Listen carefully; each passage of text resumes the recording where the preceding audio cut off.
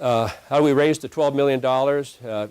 My sense is that if we can raise about $2 to $2.5 million, we have raised about $100,000 from friends and family and employees of the company right now just to pay a few bills and to keep things moving along. But we need about $2 to $2.5 million, I think, to buy us the kind of time that we need to bring another $10 million or so into the company. And the sooner the better.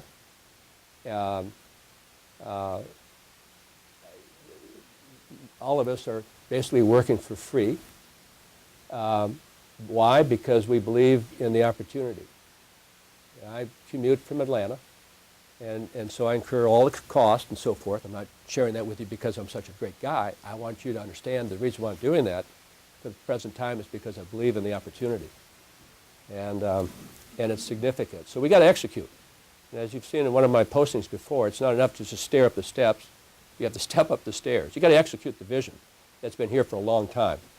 And having money will make it work. About 8 out of 10 companies, startup companies, fail because of what reason? They fail because they are undercapitalized. You never just raise enough money for those days that things kind of go awry. Schedules never get met. Issues come up. SEC investigations roll in, and now you're spending a significant portion of the capital that you just raised to deal with legal issues. The company was fully exonerated from those investigations, but it was a major distraction. Then Dylan had to work with trying to raise money late last year, late last year, and what do we run into but the worst economic downturn of all time, not only in the United States but globally. So there were issues there. There were challenges, and then Kevin came in and did a good job, and we kind of got the product line with Gary Leibowitz and Ted to a point where there's been some refinement over the last couple of months, and now we have these products to sell. It's a long sales cycle, however.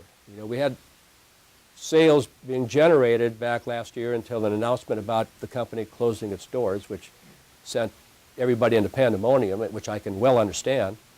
And you have then customers who are willing to sign up or subscribe to our services with ExoDetect and ExoWatch, but now they don't want to really commit to that, or your direct channel partners don't want to commit and make a big decision with a company that may be closing its doors down the following month. So we have to create a foundation of stability within the organization that will propel our ability to sell the product line quicker.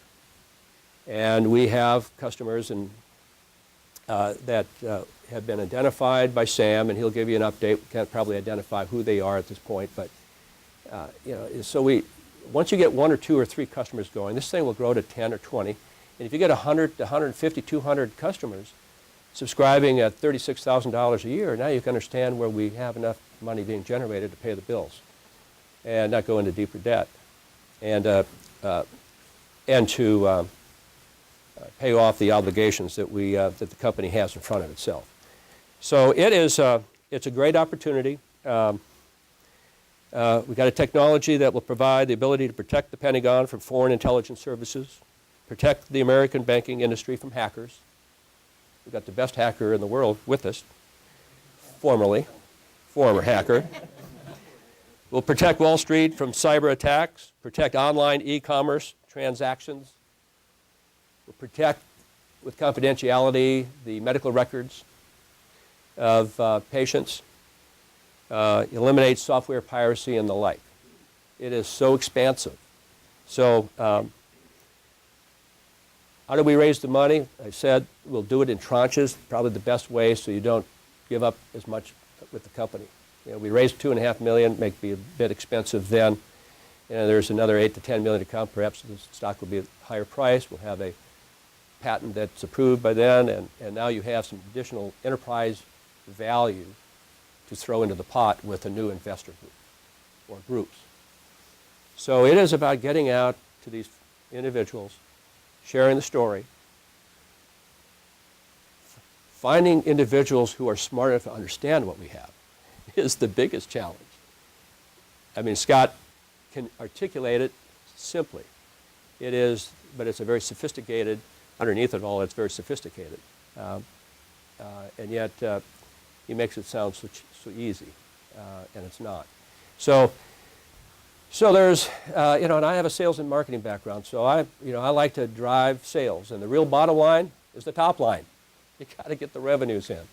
And I promise you that we will marshal our resources when we have it coming in to spend it on the right things and do the things that are necessary.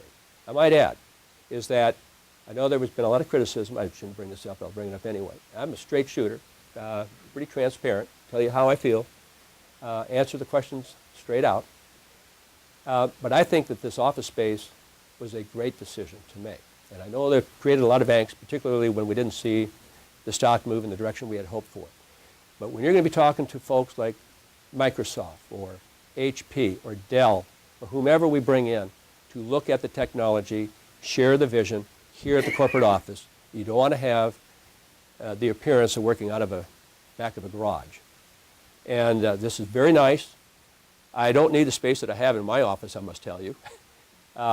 Cardboard table and folding chair would have been sufficient. But we'll spend the money wisely, and that's been my track record. And but we'll grow the company, and we just need to get things started. And it will start by clearing up some debris. We got to get, our treasury stock is relatively low at this point after we reissue some stock, and there are ways to deal with that without having to terribly dilute the company. We'll be mindful of that. But I didn't take this job to get the company to 40 cents or 60 or 80 cents a share. That's all I'll say.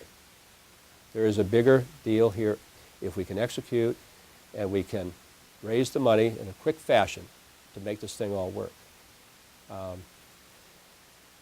There are no promises other than we will do our damnedest to make this thing work as quickly as we can. And I think we have the team to do it. We certainly have the technology to make it work. And I'm smart enough to know what I don't know, and that is I won't get in the way of Scott Copeland or Sam Van Ryder or Simon Moyal, but I'll make sure that we are on schedule and doing all that we can. We will re-sign up with Open Systems Resources, OSR. We need that relationship as well. We'll have programmers internally, but we will farm out the coding to OSR. They're a boutique firm, one of 5 or so in the business of low coding capability, and they see our opportunity like we see it. And so I've had discussions with OSR, 3 of them, one just yesterday, and I'm meeting with Tony Mason, who's sort of the lead guy up there. I'm meeting with him in another week or so. So at any rate, I'll get out of the way. I'll answer questions at the end of the session. You guys get together and figure out what one question you want to ask, and then we'll go from there. I'm just joking. So I'll get out of the way, and we'll bring in Scott Copeland, the super geek, Chief Technology Officer of all time, Chief Scientist, and he's shy, so you'll have to be careful. His mother's right here in the front row, and she'll calm him down. All right, thank you much, and thank you for coming in. And I know many of you drove a long ways, and I hope by the time you leave, you'll have at least a smile on your face and some faith in the organization. If you don't, I'll give you my email address.